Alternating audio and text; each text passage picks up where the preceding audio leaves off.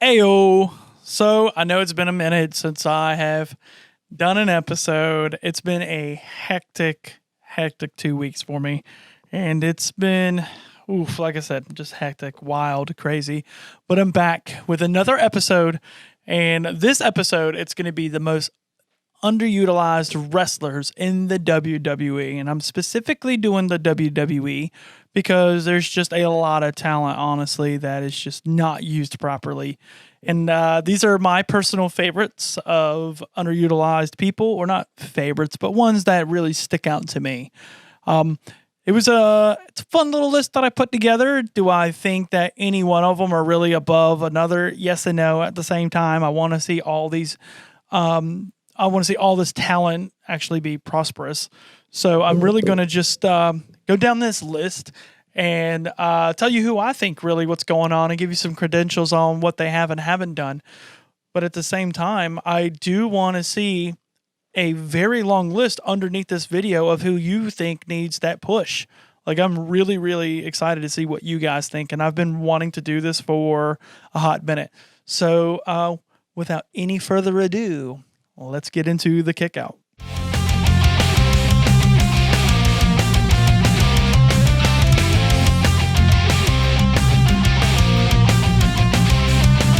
Okay. Got to clear that throat real quick. So we're going to get right into the list. And I have a very weird number on here. I don't have a top 5 or anything. On this one, I have 8 wrestlers. So the first wrestler that I want to talk about on this list, number 8, is Tyler Breeze. And I can't say, I'm definitely going with Tyler Breeze, but originally in my notes here, I have that he's been with the company for 7 years and he's never won a title. Well, let's back up because he just won the NXT tag titles away from Imperium. But what I'm going to say is it's 6 years too late. Why the hell how are they just now winning a title? You know, he won it with Fandango. They should have won the SmackDown tag team titles at least 3 or 4 times. That team was so hot when they were doing the Fashion Police and stuff like that. It just boggles my mind that they never really pulled the trigger. And their best match too was against the Usos at Battleground. And that's when I thought Breeze and Fandango were the hottest. Like, they just, man, the crowd was really into them. They were super marketable at that time. People were always talking about them on social media with Facebook and Twitter. And it was never like they're all right. Like, everybody was a fan of them at that time. Well, majority of the fans were a fan of Breezango and Fandango. Well, they're called Breezango, but they were a fan of them for a while, you know? And then, of course, you know, you get shuffled down that board and you don't really get seen enough or a lot anymore after that. But, Tyler Breeze is easily one of my most underutilized wrestlers there is. The next one, Cedric Alexander. I love Cedric a lot. He's probably my favorite. You know what? I'm not going to say probably. He is my favorite cruiserweight in the WWE. With Cedric, he has all the talent in the world. They don't use him the way that he should be used. He actually he won the cruiserweight title back in, oh God, I can't remember when he won that title. I want to say it was 2019 when he had the championship. He ended up fighting Mustafa Ali at WrestleMania. They had a great match, and then him and Murphy, they had some great matches and stuff. But Cedric, you know, he's a one-of-a-kind wrestler. He's super agile, super agile. He can compete with the best of them. And not only is he super agile, but he has a great a striking package too. He does so well at striking, and he can get technical too, which is super great. I think he's one of the best talents in the WWE, hands down. It's quite saddening to see that he's not pushed the way he should be pushed. But we're going to go into the next one. This one, without a shadow of a doubt, man, I cannot believe he's not bigger than he is. And that's Shorty G, aka Chad Gable. What the hell, man?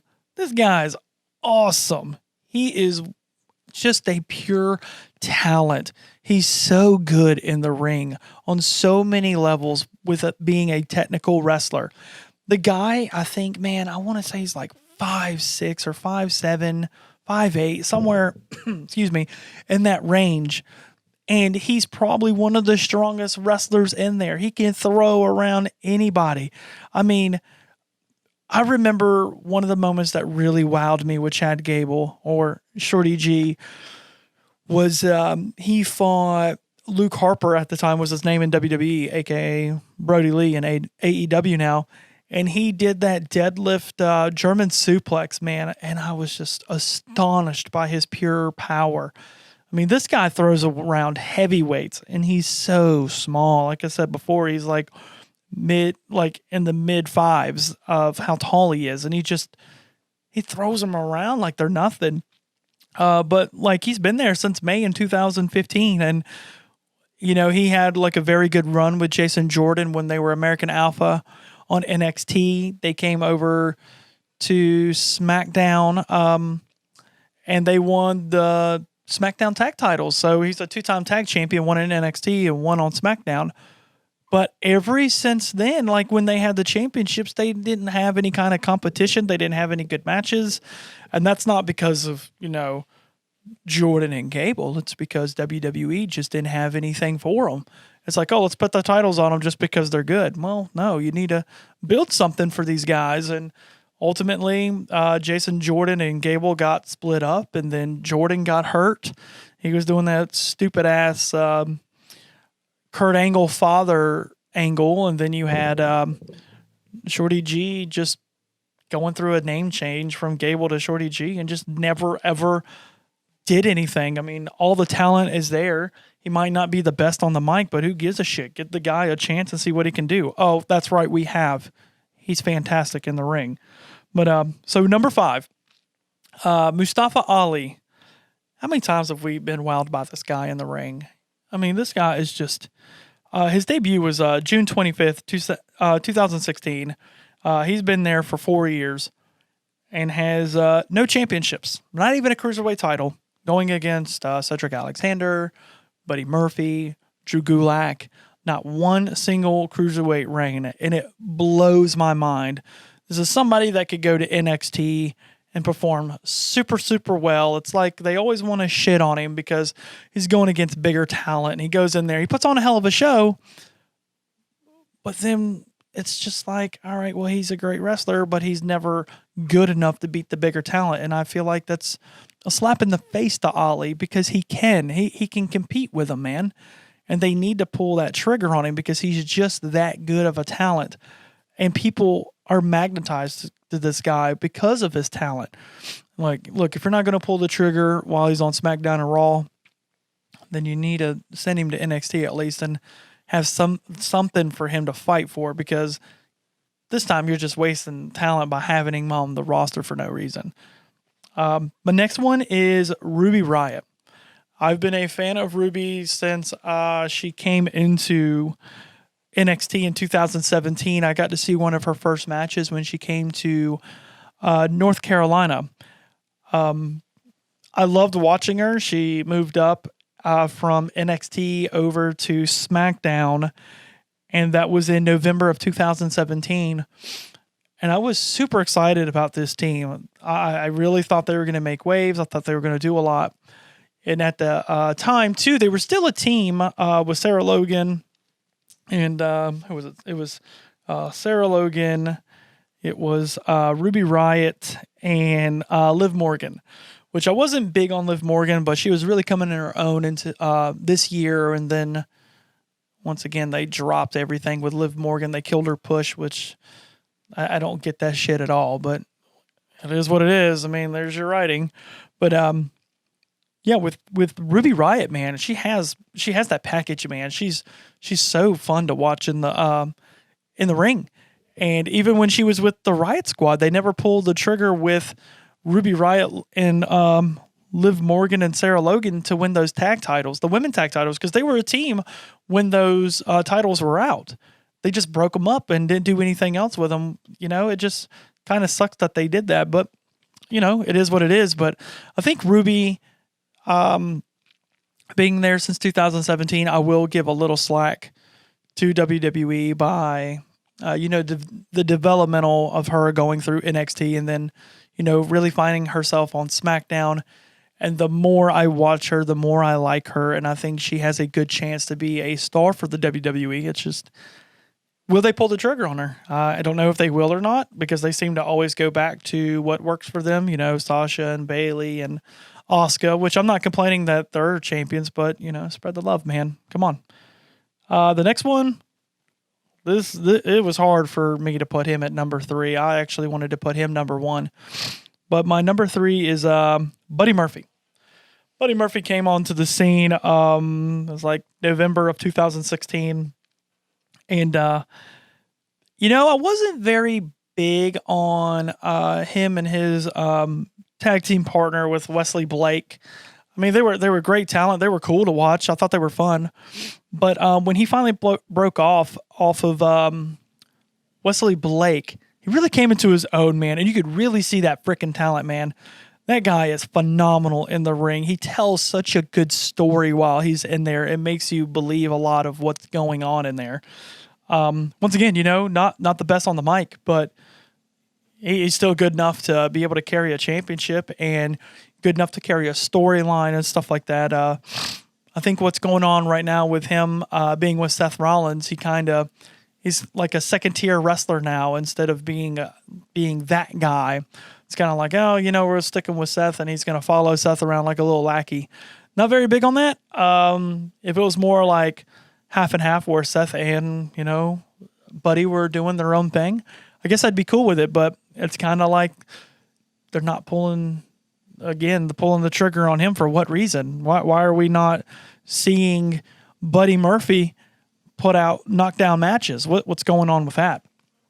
Buddy Murphy has a phenomenal moveset, man. Just, it's great to watch. But once again, it's like he just follows Seth Rollins around, not doing anything. He has some credentials, He won the NXT tag titles with Wesley Blake. He was a cruiserweight champion, and he's a Raw tag team champion. So obviously they see that there's potential in this guy, but they're not really doing anything else with him. He's just kind of a great talent on a show that's not being utilized. Number 2, Drew Gulak.